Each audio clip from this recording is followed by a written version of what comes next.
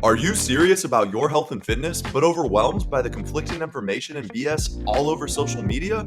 Welcome to Fit Facts. Brought to you by Brandon Pascual and Gabe Erno. With a combined 10 years of training experience, this physical therapist and personal trainer duo bring you the most up-to-date and applicable fitness and lifestyle tips based on the most cutting-edge research, bridged with field experience of what actually works and is sustainable for the long term. Enjoy. Yeah, I like making the joke about like, damn, your legs are looking like some tree trunks, some sequoias right now. Sequoias? Yeah. Oh, that's funny. Man, we're silly people. We are silly people. But speaking of sequoias, Yeah. speaking of nature, Okay. what a great place to live in San Diego. San Diego is a beautiful place to live, and part of the reason it's so beautiful is we were just talking about how the environment that you live in is very important with anything, right? If your goal is to get into good shape and to be healthy, you know, it's a lot easier to do it when you live in someplace that you have access to parks and beaches and it's sunny and there's fit people everywhere. And that's just kind of the culture.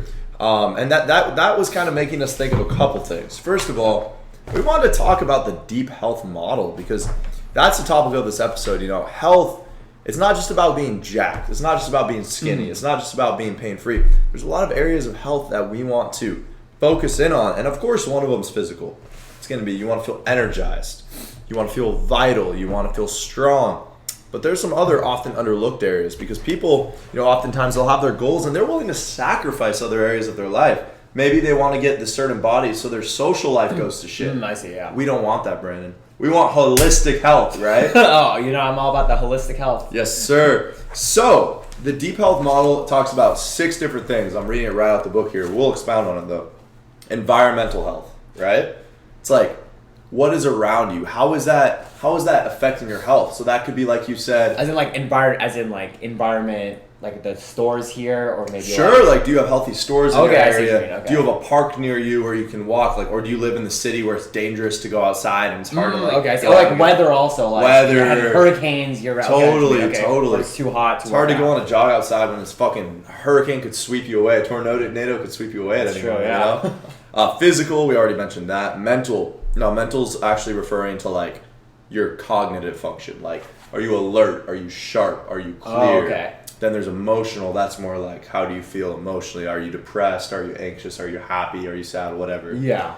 Existential. That's like that sense of purpose, right? Mm-hmm. You know, like what's your meaning? Like, I know for myself and most people that I interact with, when I have a purpose, like right now in business, I have like a very clear purpose. I feel driven. Okay. And therefore, like I'm feeling very fulfilled recently. But there's been times in my life where like maybe something that I was working towards kind of falls apart, and then I'm in that interim where I'm like, what is my life about? It's right like, now? what are you kind of living for, pretty much? So some people would like have like who have kids. Yeah. Or something, they'd be like, oh, I'm doing this for my kid. I'm raising my children. I'm giving them a better life than I have. Okay, I see what you mean. Whatever. Okay. So like that's It's like existential. what It's the like, purpose what's your deep purpose? Lastly, relational, social. It's, you know, do you feel connected with people around you, but also do you feel supported? Do you feel like you're in an in-group, like you belong there? Like, are they supportive of like your just overall well-being or like health or I think interactions? both. I think both, yeah. And then like there's just a sense of belonging, right? Like, do you feel like you're like this like intruder and you're not really a part of the group, or do you feel like, wow, no, I'm like really a part of this group and I'm loved and I'm supported? You know? Yeah.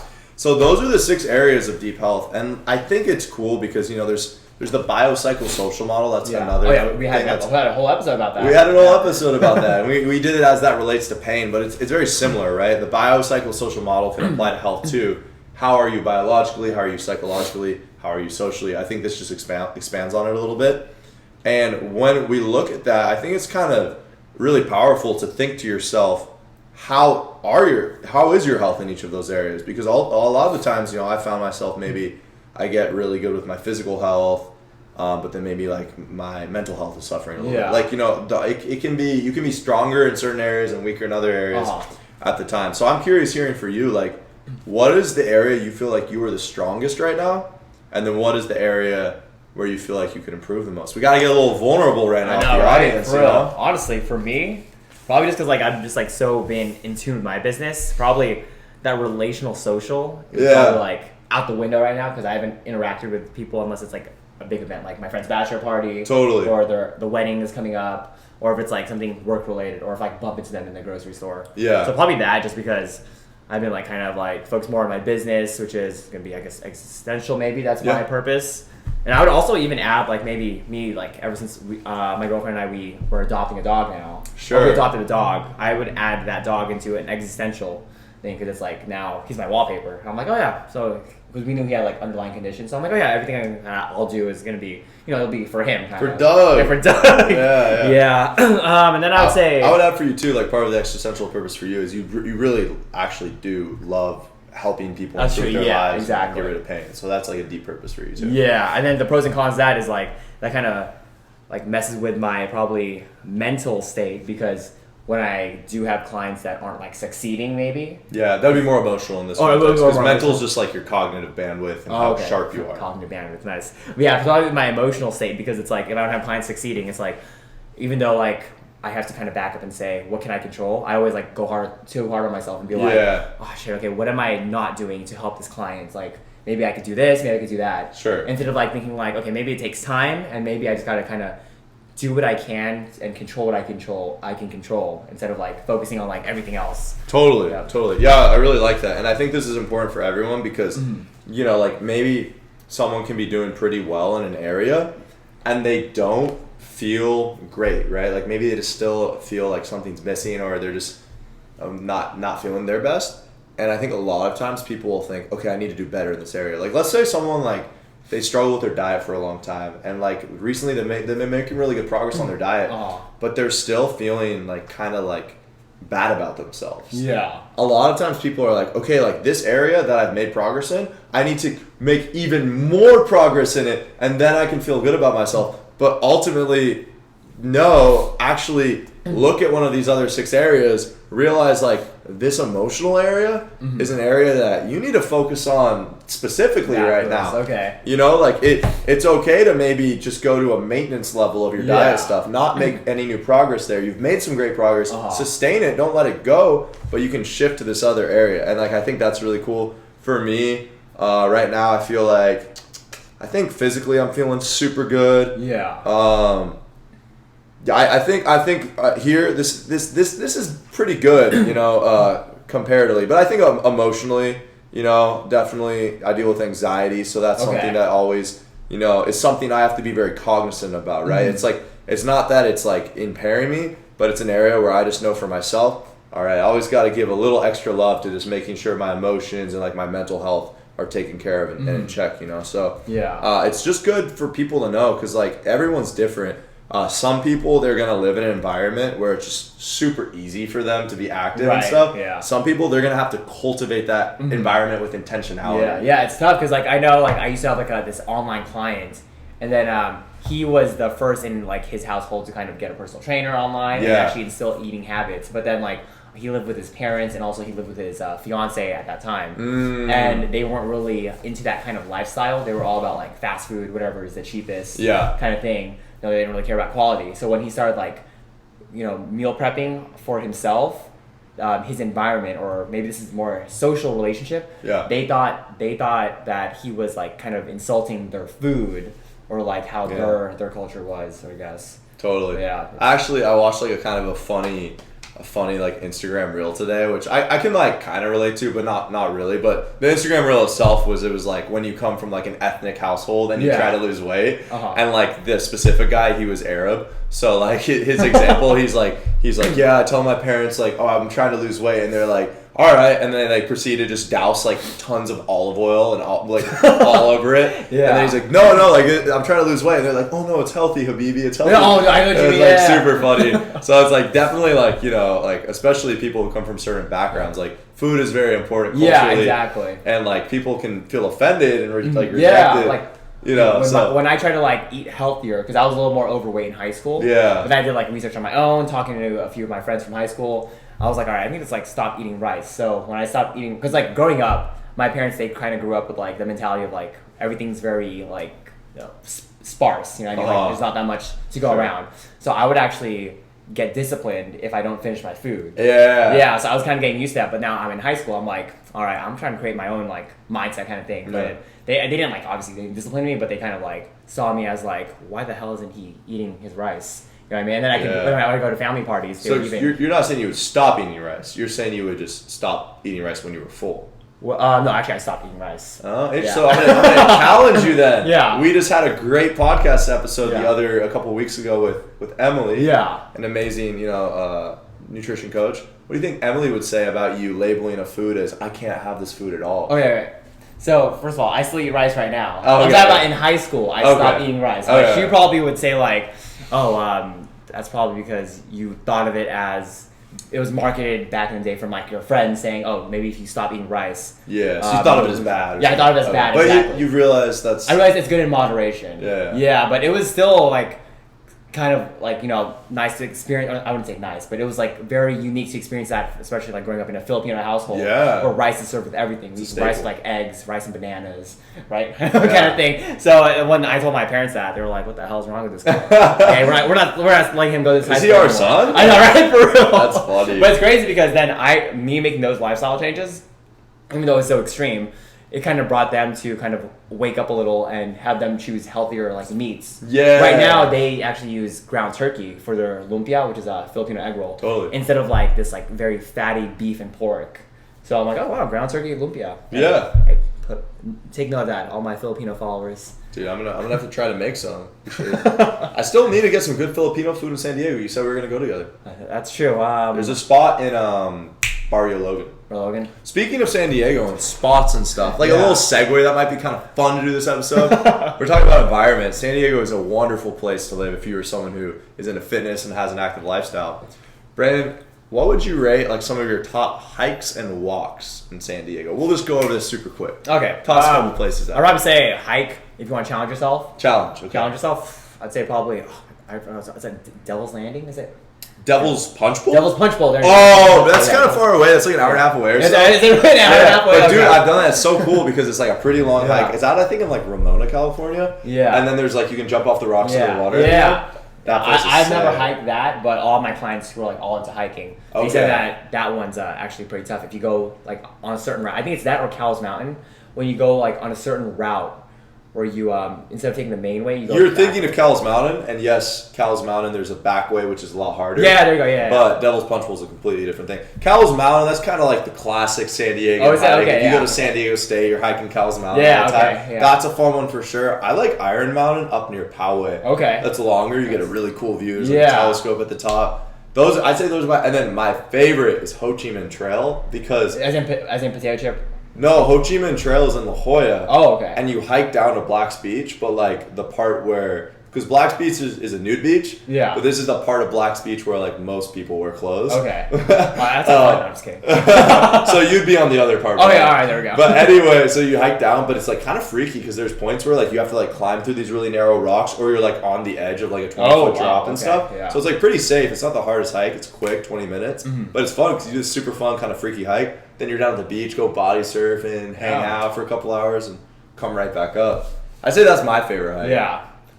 That's Gym wise. Gym-wise? what are your favorite gyms? Gyms Like, here? what do you? Let's break them down. Like, Okay, if someone's pretty just much a goalies, fitness yeah. casual, I'd what- probably say the 24-hour fitnesses around here. The Super 24-hour Sport, fitnesses are Super good. Sport for sure, because they do have like the turf area, which I do like, and then they have the steam room sauna, which I like as well. Yeah, so like as far as the gyms go, so you're saying like casual gyms, LA Fitness, 24-hour fitness, maybe EOS, those are all going to be yeah. under like $30 or $40 with the membership Yeah. fee. Even like Crunch is fine. I would say I think 24 is $50 now. 50? 50, yeah, $49. Oh damn. Yeah. Okay. Yeah, right. But those are solid gyms. Yeah, it's just casual. Yeah. Then if you're like, I'm fucking serious about this shit. I know the bodybuilding gyms that everyone goes to. It's either like the gym in PB or there's one in Chula, Yeah. and then also and Vista also. There's and one in Vista, yeah. and then the compound. The compound, yeah, the compound's a big one. Yeah. I know it's near where we work, and it's like a block down from there. Yeah. But everything I see on like TikTok, Instagram is all content. All the influencers are at the compound. Is at the compound, and that's Yeah. also it is a nice, despite like the content that people create in there. I feel like it's a nice gym because when I saw like their tour, I didn't Yeah. go in personally, but through on YouTube or on Instagram, they have like a very clean like area, a lot of machines right next to each other. Yeah. No one like puts dumbbells away like like a dumbass pretty much. Totally. Everyone like actually cares about the community, and people there are very supportive from what I've heard. It looks cool. Yeah. The one downside for me, I haven't been either yet, but it's just like there's gonna be a lot of influencers filming themselves. So if you don't want to be in the background Yeah. of someone's, if you don't want your like exertion face just like in the background of some influencers video. Yeah. Just be aware of that. Although it's kind of a risk at all gyms nowadays. Yeah. Anyway. But I would say like the compound's probably more known for it. But I know because I do have like those like older clients where they're like against like all that. Oh, why do you have to film yourself kind of thing? Yeah. It's like definitely don't go to the compound because you're about to go in and everyone's gonna be filming themselves, which is fine because that's what you gotta do nowadays. Yeah, a lot of people need to do that for their business or whatever. Or even check their form. Check the Yeah. True. Yeah, It's true. Maybe yeah. they have a coach. Best group fitness gym. Let's just say P360. Performance 360 because Performance 360. I've done Orange Theory, which I actually kind of like. Honestly. Yeah. It's solid. But I like P360 the most, and I'm not a big group fitness class guy. Yeah, like I've done like same. 8 P360 classes. I prefer doing my own training on my own, so that's pretty much what I do. I've been to like 8 P360 classes. What I like really, really a lot is they like make sure that you're progressively overloading. They make sure that you're getting stronger. Yeah. You're not just like grabbing the same weights and not making progress. They have like it designed really well, so it's fun, it's engaging, it's mixed up, but you can still like actually improve, which I think is really cool, and that's a rarity in the group class space. Yeah, especially if like because I come from more like a CrossFit background where I've tried like every single CrossFit class. And I've noticed that all those CrossFit classes, it gives you the mentality of you gotta go hard or go home. Yeah. But at Performance 360, it's still similar to they do have like some crossover with CrossFit, but they can go at their own pace at Performance 360. Where at CrossFit, like in between rounds, like everyone's just either resting or they're just gonna go or doing some active recovery like in between rounds. But at P360, they're like talking, having fun. So they build that community aspect. Yeah. But still, they do focus on like the strength training. The coaches still cue you on your form. Which I really like. And they always have like a different cycle every month, I believe. So I like that. Yeah, I like that. I've heard good things about Renegade. I haven't tried Renegade. I have tried Renegade. Yeah, Renegade is good as well. Yeah. Because very similar, the coaches, they still take you through like all the exercises. They make sure that you have good form. Yeah. And then it's not like Orange Theory where you have to get your heart rate up at a certain like zone or whatever. Sure. You just want to make sure that you're moving right and you can make the workout as hard as you want. Because in Renegade, they do have like similar to P360. They have like a strength area. They have a core/mobility station, and the next one is like cardio station. Gotcha. So like when I used to go, I would actually just go more for the strength. So I would go super hard, go on a lot of weight there, and then me not really prioritizing that much cardio because there are people like doing like 15 miles per hour on the treadmill. I'm just like doing like maybe 10 miles per hour or 9 miles per hour, just like something casual. Totally. And so it's all about like what your goal is. Yeah, what I didn't love about Orange Theory, and I think Orange Theory is actually pretty solid. Like I think it's good, but I didn't love how it's like so focused on calorie burn too. I think that's something a lot of people can get caught up in. But overall, honestly, any of those are good choices. Yeah. I think group classes are always going to be inferior to like one-on-one training. Yeah, exactly. And it's tough because it's like when you're a group class coach or when you're a group instructor, you're limited. Yeah, you're limited. You Yeah. don't want to like break down, give everyone like a movement assessment that class because that's their class time to work out. Yeah, you know what I mean, but just make sure no one like injures themselves. Exactly. Yeah. Best personal trainer and physical therapist in San Diego. Us. I think Gabriel Erno. I think Brandon Pascual. Pascual. Yeah. So fitness Pascual performance. Yeah. We're kind of kidding. I'm sure there's better. I'm sure it's Yeah. possible there's somebody with more experience and knowledge in San Diego than me. But I think we both think very highly of ourselves. Yeah, and our skill exactly. sets. Yeah. That's kind of it. So that's some San Diego stuff. Yeah. What else? What else should we talk about, Brandon? All right, so the whole point of this podcast was just to kind of say like how we introduced that model. Yeah, we use that model. Model. We kind of segued there. Yeah, we segued. So, guys, the whole point of this podcast is kind of just like to introduce you to that model. If you were trying to achieve like some kind of fitness goal, you got to take account of those dimensions. Is it dimensions of well-being? Yeah, I like that. Dimensions of well-being. And then a big one was the environment part, which is what me and Gabe talked about. Yeah. How if you're in a good environment where people are pretty active, the weather, it barely rains, people are like, out here, like, I mean, it's not funny to joke around about, but they're like hurricanes in Florida right now happening, and they can't, unfortunately, go outside. And then I was in Seattle a few times last year, and I was thinking, damn, it's raining here like 50% of the year. How do people run outside? Or, Also, I thought about that. I'm like, oh, shit. If you live with a bunch of meth addicts, you're probably not eating that healthy. That is true. That is true, yeah. Like, that's super random. I know. I'm like, but like, if you just live with people who aren't living healthy lifestyles, like your chance of living a healthy lifestyle is reduced. You are the combination of the 5 people you spend the most time with. I think that's true. So yeah, and that's why we also want to talk about if you want to achieve those goals, having some kind of like accountability partner as well, or accountability group. Yeah. Because they'll kind of like... It's like your circle. Like Yeah. your tribe of people, you know? Yeah, because Like- sometimes it's tough. Like with my client, I should have like maybe had that. You know, I could have time traveled and like put him in a group where I had another personal training client with like going through the same situation as him. Yeah. And maybe they could just like be in a group chat, because he can't escape the fact that his family and his fiance are like having unhealthy habits when he wants to be healthy. Exactly. So it's like, who does he talk to? And he only talks to me like once a week. You know what I mean? So I'm like, crap. So it's kind of hard to kind of escape that and to give it and to not give in to those temptations. Fully. So be cognizant of all these models of health. We're going to keep it short today, guys. Me and Brandon love talking to you. Yeah, just rate us, man. Rate us 5 stars. Comment, like, subscribe, and we'll see you in the next episode. Yep. Gabe owes us stickers, by the way. They're coming, guys. They're coming. Peace. Later.